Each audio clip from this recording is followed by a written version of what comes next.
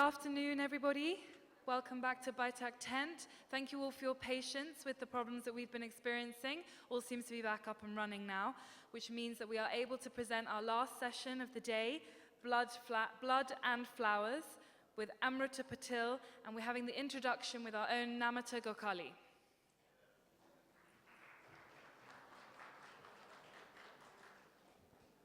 Amrita, very warm welcome to you.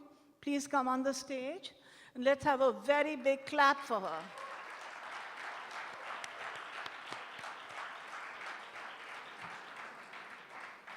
So thank you, friends, for your patience. In 10 years, we've never had the electricity, the power on the stage go like this before, but I guess something has to always happen. And I'm glad that there's still I can see a clear and distinct audience of your fans here. Many people I recognize in the audience. It'll be a most fulfilling session, I'm sure. So it's a pleasure and an honor to welcome Amrita Patil to the Jaipur Literature Festival, a few years more later than she should have been, but I'm sure she'll be a festival regular now. Amrita is the author of some of the most evocative graphic novels that are a part of the continuing tradition of retelling and reinterpreting the great Indian texts. Her visual style is unique and intense, and the fusion of text and image is almost, to my mind, meditative. Kari was published in 2008, Adi Parv, Churning the Ocean in 2012, and Sauptik, Blood and Flowers, last year in 2016. As I'm sure many of the audience have been following her work, but I'll just recapitulate. Kari is a tale about friendship, love, and death. Its heroine steers through smog city, a magic realism version of Mumbai. Adi Parv is based on the Mahabharata, the Puranas, and the tradition of oral storytelling. It is told by the river goddess, who, as the Sutradhar, holds the threads of the narrative together. And this book was selected by comic book historian Paul Gravett as one of 2012's best graphic novels. In Sauptik, Amrita Patil rises to a magnificent new level in her mesmerizing recasting and retelling of myth. I relate especially because I myself have done a lot of work with the Mahabharata, with Sita revisiting mythology, with the Book of Shiva, and I know how difficult it is to keep both the connection and the detachment with the text to reinterpret it anew, as is always been the case for thousands of years in India, that every generation goes back to these epics and sees them and represents them in their own way. Here, the Kurukshetra war is long over. Ashwathama, the immortal warrior with the unhealing wound, looks upon the world he once knew. Amrita's unique visual style, which is both powerful and playful, takes us on a journey of discovery and self-recognition. Employing the use of collage, charcoal, and acrylic, as well as details from fabric and embroidery, she weaves a tapestry of words and images, memories, and precognitions to create a powerful, integrated work of ancestral understanding. And now, over to Amrita herself to take her story forward with images and words and smiles, I guess, with her. Thank you. Do I have to be at the podium or can I move around? No, move around. Do what you want. You're wired up, no? I'm not wired. Fine, this is good enough. Thank you for being here, really, and for waiting it out. I have to tell you a confession. I am possibly the least spontaneous person I know, okay? So I feel like I'm repeating myself often and the punchlines have been tested, so on and so forth, and that's really safe zone. But I've decided to repeat myself somewhat in proper character, but I would like to possibly speak of things that I've not spoken of before. So if I haven't got it pat in place, bear with me. I'm trying to... Where is the remote? Here.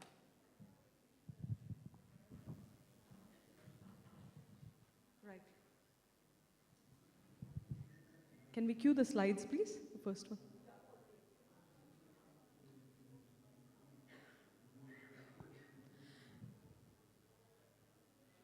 Hang on. Right. How?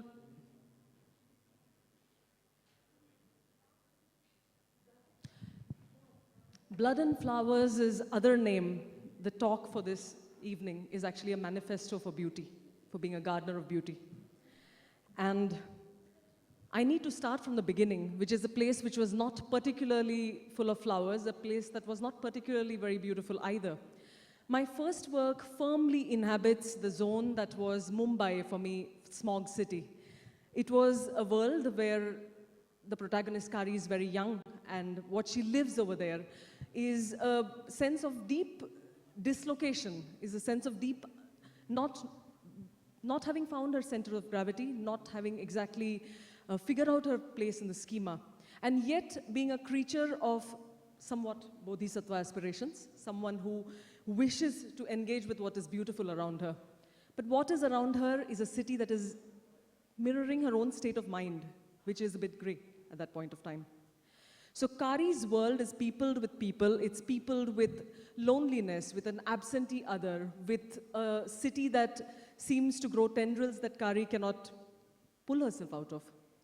But within the scope of this, the character tries to pull out tiny things, oases of beauty, objects to leave in the palm of a lover, things that are in some ways trying to seek sweetness in the middle of what there is. Kari's life in the big city is saved, her fall is broken when she tries to commit suicide by an extremely noxious smelling river, the Mithi. If you're familiar with Bombay, that's a slightly interesting name for what the Mithi is. She decides at one point, when she's beginning to find that center of gravity which was so elusive, that she will return to basically unclog the waters of the river. And in some way, she takes on the role of a boatman, much like the one on the Styx who takes across people to the land of the dead. It was a story that was very close to home, and I was a young person at a certain time in India's history. It's a queer story. It's a story that burningly needed to be told. But for me personally, to inhabit that heart of darkness, and I am a fairly canny chronicler of the heart of darkness, I needed to decide whether that was what I wanted to keep doing effectively and slyly, or whether there were things aside from that that I wanted to explore. This country is seeing some interesting things that are going on right now. The very discourse, the very fiber of this country has altered after 2012, and so on and so forth. And no storyteller, no woman who is inhabiting a space of, public vantage view is able to do what she does without dealing with what is going on. So I run ahead of myself a little bit, and I need to talk about certain images that I had made for Time Out in the wake of the Shakti Mills rape case that happened. The first one says, may we refuse to be bullied and yet rise above gender wars. The second says, may the ugliness of what I fight never find its way into my voice or into my person. When I decided not to inhabit the space of first-person stories, I began to ask myself why and what else I could do then. And it led me to the stories that belong to not me, the stories that belong to everybody, which was the realm of mythology. And at that point, when I fell into the Ramayana and Mahabharata, I was completely swimming, and it was beautiful, and I was learning. And as somebody deciding to tell stories which belong to every single person, you need to figure out where your voice is in that scheme of things. And the Indian tradition, in fact, gives us a very interesting way to hold our own voice in the midst of myriad and millions of extremely robust storytellers that have been there before us. There is the idea of the Sutradhar. A Sutradhar is a person who holds the thread of the story. But it is not a thread of the story, it is hundreds upon hundreds of threads. And it is the skillfulness of the Sutradhar and the canniness of the Sutradhar that will determine what kind of threads will be picked and what kind of tapestries it is going to end up in. One extremely interesting idea, which to me I find extremely quite singular, is the way Indian mythology does not glorify just being a person who is in the midst of action.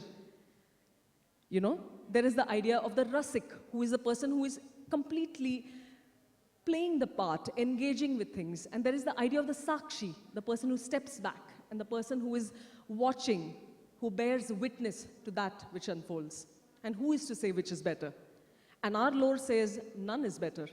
So when I stand in front of you with a manifesto for being a gardener of beauty, that is the point that I'm going to try and bring across, which is that there is a role for warriors. There is a role for the people whose hands are buff and muscular and who can wield a weapon and can shoot an arrow in the dark.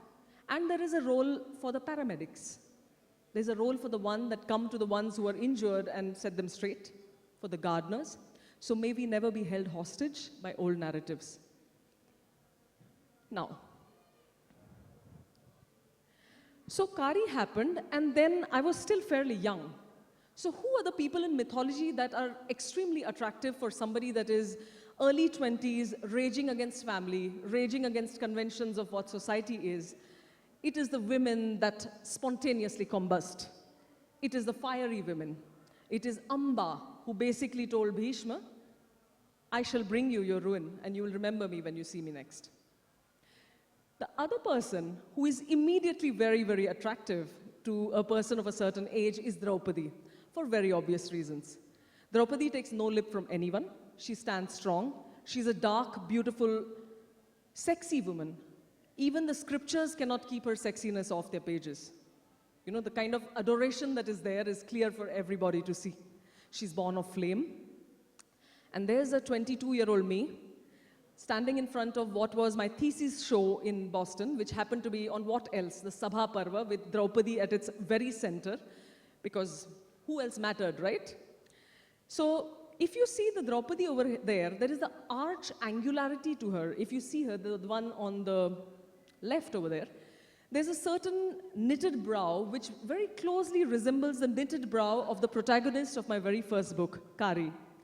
So what happened is that the rage of Draupadi was pretty much the only thing that I, with my emotional spectrum of 3 shades, that was the only thing that was relevant to me. That was the only thing I could understand, was this woman who wished everybody dead. And then life happened. I was wise enough at 22 to not pursue this work, and I decided to live a little bit and come back, and I did in my 30s. And by the time I met Draupadi again, her rage matters, huh? I will not whitewash her rage. The day Draupadi was humiliated was the day Hastinapur's knees were broken, pretty much. So Draupadi's rage mattered, but what life had taught me in the interim decade was that she could be a spectrum of things. She was able to muster coy smiles. She was able to be a mistress of the very many moments that she lived before she reached that point when her hair was open and she brought wrath. So there's Draupadi, as she is now for me. Now, if I'm a storyteller, I'm working with stuff that belongs to everybody. There is a certain responsibility. Not everybody needs to concur with me about this. People tell stories for various reasons. There are many stories that want to debunk everything and just retell everything, and you set it in Gotham City instead of Hastinapur. And that's all right. All of these things have their place.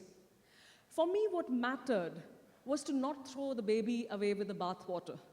For me, what mattered was to understand what had been passed down by generations of people's wisdom being distilled into these set of stories that were here, and to pick and choose what was still pristine and what still made sense. So in that sense, Namita said something very interesting, because you're continuously weighing between respect and audaciousness. You're continuously shifting lens between a lens of questioning and taking nobody's fixed ideology as your own, and between not being foolish and hijacking things with a slightly slender propaganda. So that is a responsibility that a Sutradhar has to do. So I call my work something that is replete with micro-subversions. I'm not interested in making this a story of one specific agenda. What I will do is, on a page-to-page basis, iconography by iconography, there are myriad tiny, tiny, tiny things that push you to not be oversure. That is the only thing I set out to do, is to bring you beautiful and to not let you be comfortable with being oversure. So what was extremely attractive after having done with the angry women was the unsentimental mother. So I think we spend some amount of our 20s cutting the umbilical cord, even with very fine mothers. Mothers whose person and whose way is that you grow back to wanting to emulate. There is a point of time when you need to cut the cord. And for me, what was attractive about the epics was these gamut of mothers who were extremely unconventional mothers. There were mothers like Vinata and Kadru, who had eggs instead of babies, some of them were rushed mothers who wanted to get the job done. There were some languorous mothers. There were mothers like Gandhari who was so filled with rage that she was up to her own stuff. Like the children happened on the side. They were there. There were ambitious mothers. There were mothers like Satyavati who strategized with a vengeance. Satyavati was not a woman who was held in any constraint. She was the daughter of a fisherman, a father who was deeply proud of his child. He saw his daughter as no less than any boy in the land, and he raised her like that. And she took her place in the world like that. She was queen. She had a child before wedlock, sans apology. At some point, she decided to circumvent whatever the rule of the land must have been and have her son born from out of wedlock impregnate her daughters-in-law who were basically widowed. So not exactly conventional things. They're the women who do not listen. I like those too. So in Sauptik, for example, there are episodes of the Ras Leela. These are stories of women whose names you will never know. These are gopis. These are women who tend to cows in the daytime and do fun stuff and wear nice clothes and are moms and everything. Now these women, when they were stricken with love, when they were stricken with the sort of longing that did strike them, which they could not even confide in their closest friend, they set out in the dead of night, wearing no slippers, wearing one anklet, the hair is still a tumble, the husband is asleep in the bed, the children, well, I don't know what the children are up to. Sometimes there was a chapati left on the stove. And these women set out and they said, we are going, and nothing would hold them back, nothing. If you saw the image behind, the women are being held back by various things. Voices of reason, voices of admonition, convention. They leave. There is no flag being waved. They do what they have to do. There is Satyavati again. There is Ganga, who became the Sutradhar of Adi Parva. Now, Ganga has the unique distinction of being a river and being a queen. She is a compassionate storyteller. She's also a woman who drowned 7 of her children for a very good reason. Another person who I felt closely, now micro-subversion, she appears in a page or 2 in the new book. This is a Rakshasi. I don't like to translate it as demoness, but that's what people would normally do with it. She was a Rakshasi named Hidimba, who was one of Bhim's loves before Draupadi came into the picture. Now, Hidimba is normally glossed over. She appears in the forest. She has a child with Bhim and Chao. Everybody must pursue their fate, and the Pandavs' fate lay outside the forest. And outside the forest, Hidimba would have pined away. But to me, much as Bhim would go on to be a loyal husband, this beautiful, wild, earthy woman who came to Bhim and said, you sexy man, you be mine. She pursued him the only way she knew, directly. And this was a woman who possibly, being Bhim and being the kind of character he was, she was probably his closest soul match. And she mattered to me. So she's here in the story. Now all of these angry women, women who don't listen, unsentimental mothers, sort of like you go girl type of thing, also very limiting. It's very tempting. You start feeling very cocky when that happens. You know, I'll show them. I'll show them how subversive Shakuntala is. Bring it and I'll show you how subversive she is. But in a way, to me, that is also driving off the bus in some opposite direction, because to gender mythology so deeply is missing the point. Because much as they are perfectly legitimate readings of mythology on sociological level, whatever level, historical level, feminist level, all legit, there is something beyond that. A friend and a very dear colleague of mine called Devdutt Patnaik has very neatly explained this when he talks about Purush and Prakriti and how they appear in stories, where the women are not just chicks. It's not chicks and dudes. It's basically Purush and Prakriti, and basically the engagement of male and female beings as they appear is a metaphor for the relationship of the seeking aware mind in the natural world around. So that is something that I didn't wish to lose sight of, because I personally am very, very drawn to the notion of simplifying life and to the notion of forest as a metaphor and as a real thing. So what do we have here? We have Vishnu, who appears on the cover of Adi Parva, the avatar, right? The avatar, man of the moment. But man of the moment? In all androgynous glory, this being in yellow silks reclines upon a snake and has a navel that sprouts a lotus. Something quite, not really wanting to sit in some kind of firm box of gender over there. So in my reading of mythology, these things are to be read also on the level of an ecological tale. So to me, the Avatar story is as much about everything else. I'm not denying it could be about any of these other readings, but it is also a story of the Avatar's loyalty to Bhudevi and Shri Devi, which essentially are the earth goddess and the bounties of the earth manifest. So they've been shown over there as Shri and Bhu in front of you, one heavily pregnant and the other luscious and pink. Now, Bhudevi frequently appears in the form of a cow. This animal has caused so much strife and so much chaos in this land. In this space, where a cow is manifest, she is manifesting only the nature of the earth. She is a stand-in for the earth herself. And one of the sequences where Bhudevi is not this docile bovine that can be led around from here and there and tied to any odd post. A sequence in the book tells you about these extremely power-mongering equations going on between Vashisht and Vishwamitra, fighting over a cow. What the cow wants, nobody is checked in on. And when Vishwamitra, in all his arrogance, tries to pull this cow away with force, she shows him a form that is fierce beyond what anybody has imagined. And to focus only on the docility of a docile creature, like a cow in this case, but also in the case of other people who tread softly, is to really undermine the nature of the beast. There are the Apsaras. Now, a rishi is a creature who is generating tremendous amounts of heat of tapas when he sits down to meditate. Large amounts of heat and rage and lascivious kind of energy that comes out with having been that still and that focused for a while. Now, who is the right person to extinguish that kind of fire? Is an Apsara just a seductress? Or is she also manifesting the nature of the thing that she comes from? A Apsara, etymologically, is somebody born of water. She's a creature who emerges spontaneously from the waters and douses out all this audacious heat that is building up in the rishi. Natural things, pellucid water and trees and flowers, a lot of them in this book. They were not there in my first book because I was unable to bring those kind of environments of beauty through my hand and onto a page.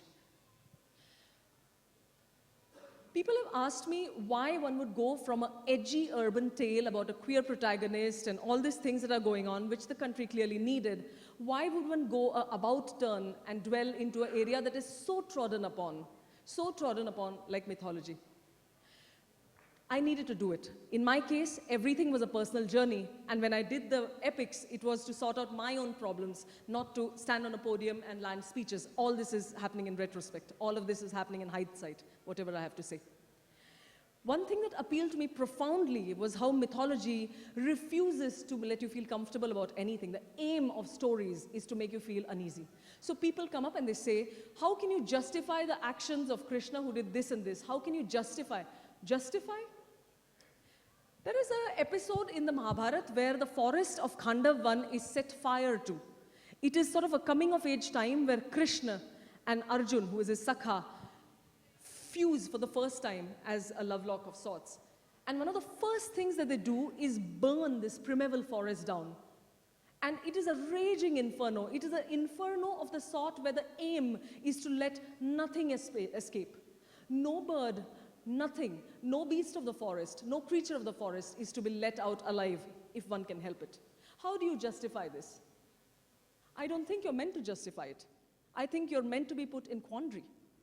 I think you're meant to think about the fact that, hey, this is a guy who I was rooting for, but there are spectrums which I need to address about his personality. It is made to make you think about the fact that this is a clash between forest and civilization. So if you want an empire, a forest has got to burn. And there's nothing you can do about it. You don't want the forest to burn? Keep your ambitions low. Continue to live like a mendicant. You cannot have an empire and you cannot have a primeval forest standing in the same place. So the actions of this avatar, which are so conflicting and so completely sometimes out of whack, are also in many ways an override. The laws of men have been so routinely insulted and trodden upon that by the time shit hits the ceiling, there is absolutely no other way. And you're uncomfortable with that? That's what you're meant to be. It's not a tonic meant to tell you do this and do that, and there's no papa figure coming to sort out your trouble like with a lot of mythology where there's like this great man who's going to sort out your shit. None of that is going to happen. That is Dhruv's story, micro-subversions. Little boy wanted nothing more than to sit on the lap of his father. Visual micro-subversions. The father that I've shown there is Ramses II, also known as Ozymandias, if you're familiar with the poem. The King of Kings, look upon me. Karan and Arjun, favorites. There is a almost unquestioned desire for people to feel Karan's burn, to feel the fact that here was this golden child who didn't get his due. This is the man who gets the hearts beating hard. And yet when you stop to think about it, Karan and his goody two-shoes nemesis Arjun, who is a lot less appealing simply because he's just doing the right thing all the time. And who likes the teacher's pet, right? Unless you're the teacher's pet. So basically, here is Karan and here is Arjun. And if you think about them, they are very mirroring of each other. Aside from having been born from the same mother, they are both people with absentee fathers. Except in the case of one, Karan, the absentee father is an overarching theme that is never let go of. In the case of Arjun, he gets over it. He goes on with stuff. Both of them mirror each other's thing in so many ways. They choose archery. They try to win the same woman over, one successfully, the other not. The difference between the two of them I found, and this comes very close to home. I'm right now just shooting arrows in the air, talking about this, that, and the other. But believe you me, this hit home. It is the idea, what makes a person a beloved public hero and what doesn't? And I realized that what makes the difference is the presence of something that I call the visible wound. So in the case of Karna, you can see he's bleeding. You can see his wound. It's there for everybody to see. In Arjun's case, it is not, which makes him considerably less lovable. So next time you spontaneously feel something for somebody, especially somebody in the public eye, it's good to run the test and see whether it is because there's a wound that's visible or there's a wound that's not.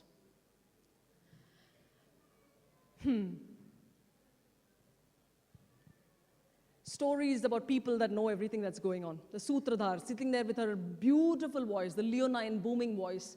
How do you avert the temptation to become a messiah with all this? You have all the answers. You're talking about cosmic stories. You're talking about this and you're talking about that and you're talking about the turnings of the world and the formations of multiverses. One of the things that mythology does beautifully, if you're keeping your reading list diverse and not reading just one version of one thing, it takes this mirror and it turns it straight back onto you. Pretty much everything that is rolling on these stories, on metaphor level, pretty much everything that you see is something that is also meant to be a stand-in for something that is going on inside of you.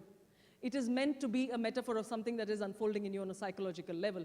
So here is a page from Adi Parva which says, to know if a story is worth its weight in gold, check if it resonates in your bloodstream, in the town square, and in the turning of the multiverse. There is the churning of the ocean, a beautiful episode where the Devas and Asurs in tandem churn an ocean of milk and the bounties of the world emerge. You have the Apsaras, you have the jewels, you have the exquisite things that are there, and you have the poison of the most toxic sort which needs to first be addressed before you can get to any of the goodies that appear after. Anybody that has sat still for any period of time knows that there is no stilling your mind unless you've dealt with the kind of bile that you first come up with, the kind of speedy horses that are charging about the room all over the place. So you have a sequence, you have more than one sequence, where the avatar Krishna shows his cosmic form, you know, the thing that could be seen as the messianic thing. But there is also a sequence, which to me typically is one of the most potent episodes in the Mahabharata, where he has a conversation with his Sakha Arjun in the middle of the battlefield. And what happens in this conversation is something which, when read out of context, is very, very dangerous. Anybody that reads the Bhagavad Gita, pulling it out of context of the Mahabharata that lies before and the Mahabharata that lies after, is stepping on very tricky zones. Because it is brutal. Read without what's before and what's after, it can be a brutal thing. In my reading of the Bhagavad Gita, it is a one-page treatment or two. The two people, the Sakhas, the truest friends, stop. Arjun is having a meltdown. He steps off his chariot and kneels down in the red earth. The avatar, Krishna, steps down. The two look at each other. The eye-lock is almost homoerotic. It's tender. And they have a very quiet conversation. When I started to do this work, I couldn't paint. Kari is gray and black because it needed to be gray and black. But it's also gray and black because I didn't know any better. When I started this project, I fell in love with color. I started painting. And I had to teach myself how to paint with Adi Parva. And greater felicity and joy just happens. Like by the time I had reached Sauptik, I was playing. I wasn't doing that with Adi Parva.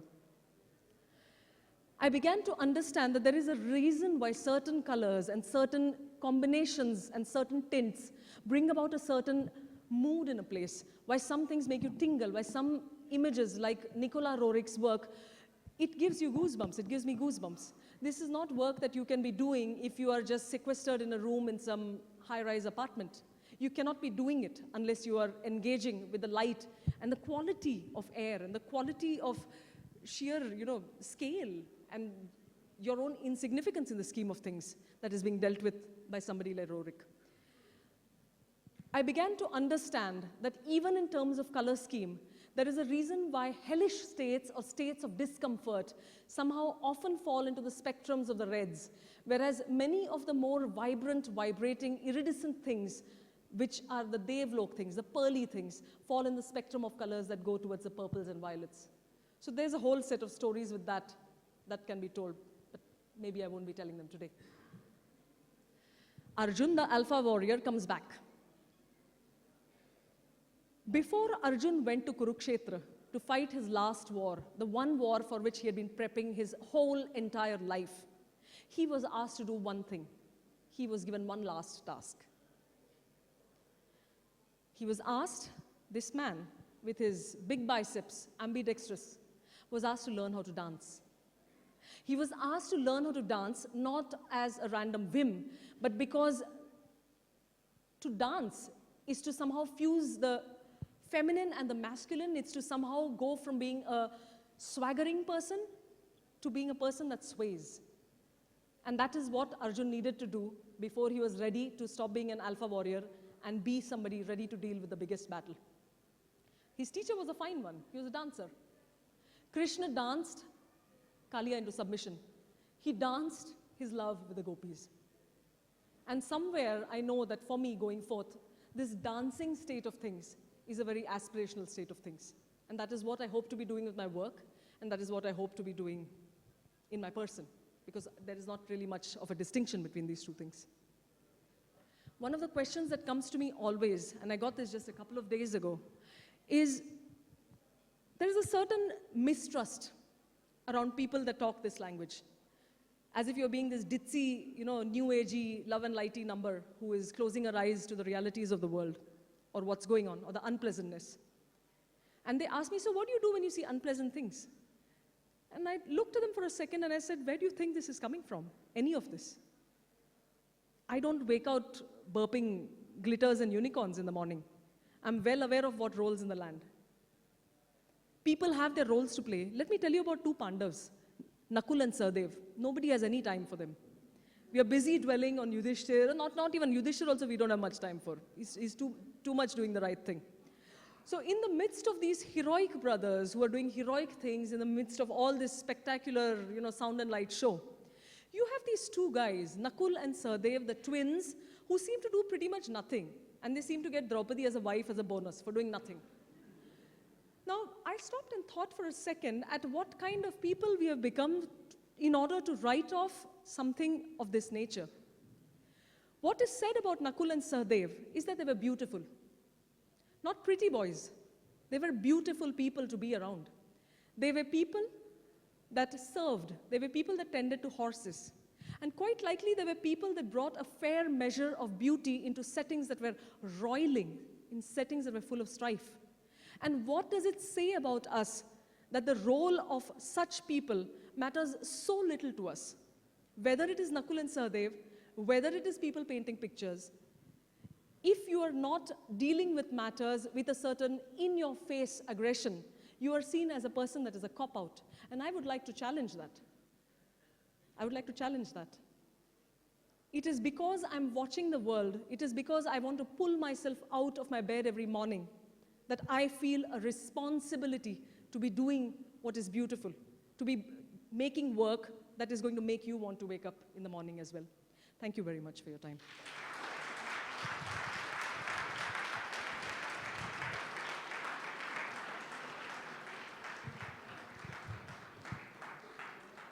I have absolutely no idea how we are doing on time. If there is some Q&A, I'd be very happy to answer. Yeah? We are doing all right? Excellent. So.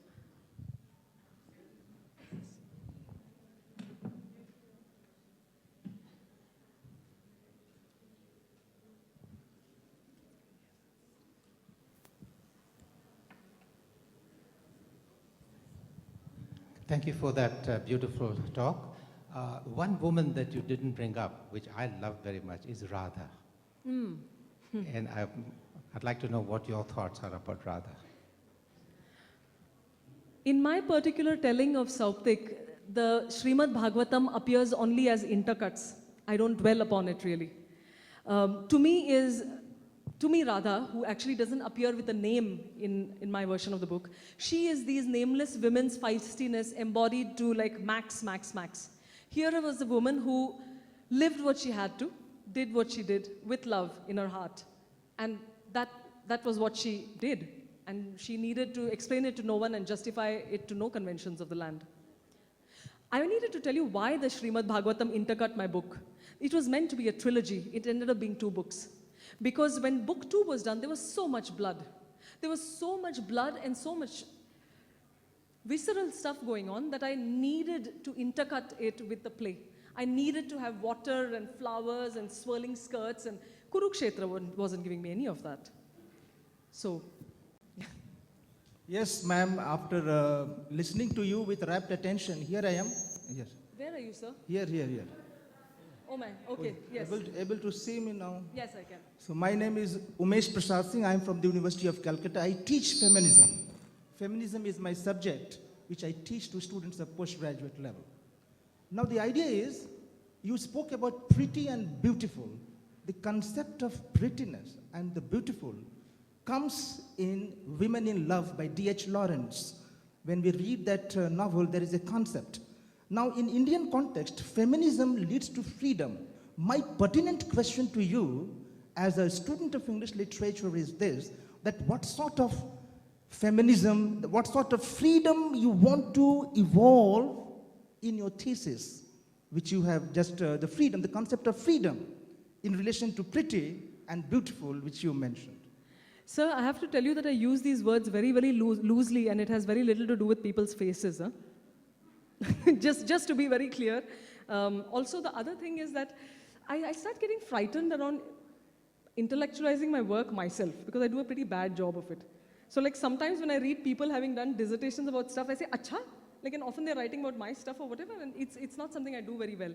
What I do know, and for me what is very important, is to embody your person cent percent, to hold your spine straight, and to hold your body as if it were what it is, the most important thing ever, regardless of what form it is. And I've tried to do that in the way my figures are depicted. I've tried to do it in the way I stand in front of you.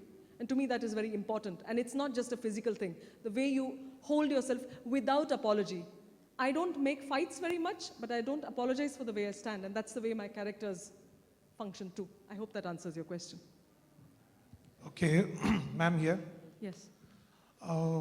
What about Indra? I mean, every story we hear, Indra is the biggest devil or evil, I don't know. He wants to stop everyone. He's so scared that heaven is going to be stolen by him. He's the king of demigods, but still he's never satisfied. He's chasing people and he's taking forms to make sure no one He's can. like every one of us, man. I don't see him as demonic at all. He's an insecure person. Like the quality that marks Indra above everything else is his deep insecurity. Here is a man who is the top boss, CEO of Devlok. It doesn't get better than that. You have the beauties of the world and you have no hunger. You don't need to eat. Devas don't eat. Why should such a creature be that insecure anymore? And there you have it. Nothing matters to him more than to be sitting with his claws dug into his turf to ensure no asur comes and takes any of it. It's me. It's me on a bad day. I don't know. I mean, maybe it's you on a bad day, but you'd be able to say best. Yeah. Even he hasn't spared saints, so.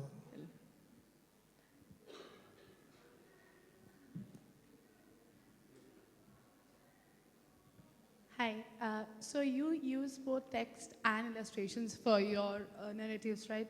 So do you feel at some point that your the text overtakes your illustrations or the illustration overtakes your text in a way, or how do you balance it out? How do you go through that process? Well, see, the thing is, I think with words first. And I'm deeply insecure about my skills as an illustrator, which is why I'm working so hard at it. And I need to stop because now I'm entering bimbo territory. When people see things that are very pretty, they start mistrusting the intelligence of the work itself. So you need to keep it brutal, I think, somewhere. That said, beyond a point, it needs to not be a power struggle between text and word, but a good union, like a good companionship, like the kind of marriage that most people don't get. So essentially, it needs to be the two of them holding stage, holding forth together. One holding back when the other needs to do her Gloria in the limelight. Stepping forth, sometimes hand in hand, sometimes one is not even there. So I feel that it should be a dance, that it should be that the book is a choreographed space, and that in optimum case, they work together. Yeah. But I lead with the word, always.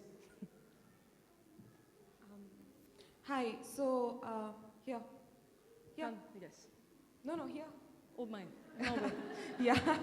Okay. So you spoke about the dismissal of Nakul and Sahadev, which most of us do.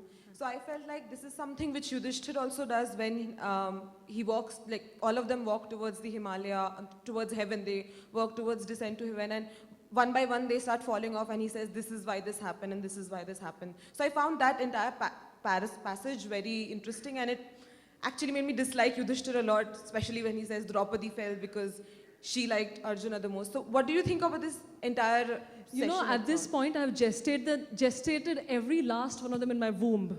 And I don't dislike any of them. This is the truth. You sit down with me, and I'll tell you very lovingly about why every one of them had to be doing what they were doing. I feel deep tenderness towards them all. Look at his place. I do not envy a man that needs to lead people. I really do not. You are not your own person. You cannot be doing what you want. There is a line in which Draupadi is berating him for being a husband that doesn't stand up for her. And essentially, love requires a lopsided bias. Nobody wants an entirely just person as a lover, because you are being looked at with the same even gaze that the world is being looked at. And what lover wants that? That is the role Yudhishthir was in all the time, of having to do what was appropriate for the larger worth and not just what was going to make the people who were his beloveds happy. That is not an enviable place to be. Yes. Somebody with a mic here.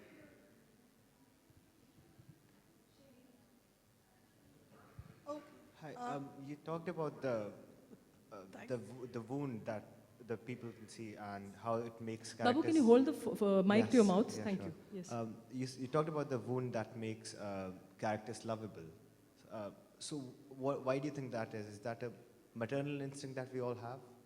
Or I think we like knowing people are fallible. It is why somehow people like you more when you're going through a bad time. When you're being invited everywhere and when everyone loves you and your profile photos are always good, the likelihood is that people harbor some degree of desire to put one little notch in you. You know what I mean? Like, I think we like our heroes fallible. We like people with a flaw that we can identify. It makes us feel we have something to contribute. Nahi to, they don't need me, they're doing fine. Excuse me. Where? Who? Yeah. Hanji. Okay, mine is more of an overarching question. Yeah. You said that before you went into writing about these texts, you did a lot of reading and then, so in terms of your own beliefs, you know, whether you're religious or a-religious or absolutely an atheist, did it sort of impact how you read the various bits of work that's been written and then really what you have produced? See, I'm a magpie robin. I collect shiny and beautiful things where I find them. So essentially, when I say I was researching for the Mahabharata, please don't take my word for it in an academic sense. So when I was researching for the Mahabharata, I was reading Frank Herbert's Dune, I was reading Mahayana texts, I was reading Sufi poetry, I was reading popular science. And if you read Sauptik, you will know why. You will know why any of these things matter. So the reading list is always very diverse, and it's not a lateral dig. It's a lateral sprawl like that. It's not a vertical dig, it's a lateral sprawl. So it's that kind of reading. And I personally take good things where I can find them. Yeah. Hi, I'm a huge fan of you and your works. I just want to know that the words that you use, the sentences that you have, for example, in Sauptik and Adi Parva, are these like very instinctive? Because your words, you use words in a very, sometimes I feel they are very instinctive and sometimes there's a very meditative feel. So how do you use your sentences? Do you sit with them or, You know, the nature of the medium I work with, ma'am, is such that you script 300 pages, which is what I had scripted, and you pare it down to 30 typed pages. That is the kind of difference between what you do initially spontaneously and what you end up with. So the analogy that I keep drawing is of sculptural things. Basically, you are with a large mass, and then you whittle and whittle and whittle and whittle, and you hope that you don't break off a whole hunk which should have been the side of somebody's face while you're up to it. So it's highly, you keep removing from a large hole in order to reach your endpoint. But for sure, there are certain lines that I do wake up at 3 in the morning and write down in a handwriting which is barely legible, if that's the sort of thing you're asking. There are some of them there. Some of the lines, they just like the covers of the books. I always knew those were the covers of the books, about 7 years before any of them were written. So some things are like that. Other things are heavily labored over, and perhaps too heavily also. You're loving it so much and so much that it's unbearable to anybody else. Yeah.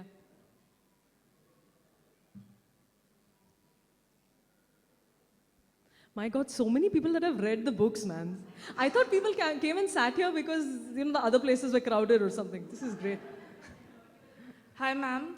What is it that you think about the rage of women that creates art? The rage of women that creates art? Yeah. It's very important, yeah? It has its place. It's very important. I think possibly the mistake I've made in the past is not emphasizing that I think that it's important. It has its place. Now, in my own case, I felt that it was important to move past it also. Or rather, again, let me qualify. Not to move past it, but to sublimate that rage into something more. Because beyond a point, when you're angry, you are apoplectic. You are barely coherent to anybody, or just to people who think exactly like you are equally mad. How do you then take the learnings of that madness and how do you talk to somebody that is not thinking exactly like you?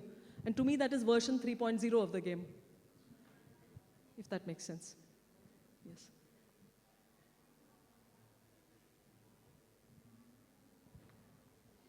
I was intrigued by your choice of Ashwatthama as the narrator. Thanks. I missed that entirely. Yeah, so, and in fact, I was a bit disappointed that you didn't take that through the book, that in fact you had these intersperses that you talk about. I was like, oh my God, this would have been lovely for her to take it through the book. So could you talk a little more bit about that choice? So Ashwatthama, now in the entire book of Sauptik, people have a hard time keeping their clothes on. I don't know if you have noticed this. Basically, we have entered a space which is like a shift from Adi Parva. In Adi Parva, you have this beautiful, cool, inscrutable woman holding forth, giving these detached stories. All that is happening. Mamiji, sitting there in full control. What happens in this book is you have this madman. You have this creature that has gone from being a creature of inhabited spaces to a feral thing. Ashwatthama is barely a man anymore. He is moving around with the kind of skill and instinct of an animal. He can see in the darkness. He is just a creature who has no shame anymore. And I say this in the most admiring of ways. There is no need anymore for any kind of guilelessness of any sort. So to me, this kind of a character who wears his vulnerability in such an open way. This book is about this man with a beard. To me, it is as autobiographical as Kari is. And to sit there with your nakedness in full view of people and to say that this is what I feel. And do you see what I feel? Like, it is a tremendous, it's not some controlled and inscrutable thing. It's utterly there. It's guileless and it's like playing no games and it sits in front of you. I found that beautiful. And I found that it was a very fractured person. And to me, it was a challenge to embody that fractured space for a while after the cool, queenly things that were going on before that. So I played with that a bit. I'm glad you enjoyed it.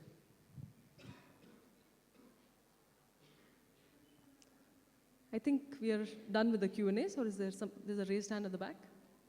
Okay.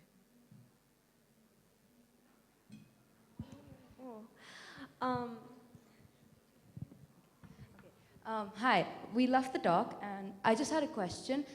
You mentioned that you weren't directly subverting these mythologies, you were kind of like telling them. So I was wondering if you were ever worried that the microaggressions will be glossed over, like people... Oh, they are glossed over. Why do you think I'm talking about them right now? The beauty of it is the book came out and everyone's like, what's this book about this dude and what's up? I mean, like, why is Draupadi on like 11 pages instead of 75? No, so the micro-subversions are very easily lost, and which is why I'm actually uncomfortable with the need of an author to come and explain these things. But sometimes when you're working with visuals, which is not a thing that literature is that filled with, you need to explain yourself a little bit just so that people start looking for these things. So thank you for asking that, because anything is lost. Anybody that is saying something subtle or somebody who is trying to say something that is not exactly on this side or that, it becomes in the danger of being shot down by both sides. Thank you so much. I think I've done more than my share, and I thank you. No. Please give a really warm thank you to Amruta Patil for sharing her beautiful work with us. I have one more last thing to say. Before I came here yesterday, I cremated a very close friend of mine.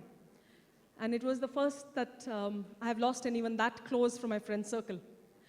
And really, as I stand in front of you today, I would like to dedicate this business to the business of celebrating the living as much as one mourns the dead. Please, please take time to do that. Thank you very much.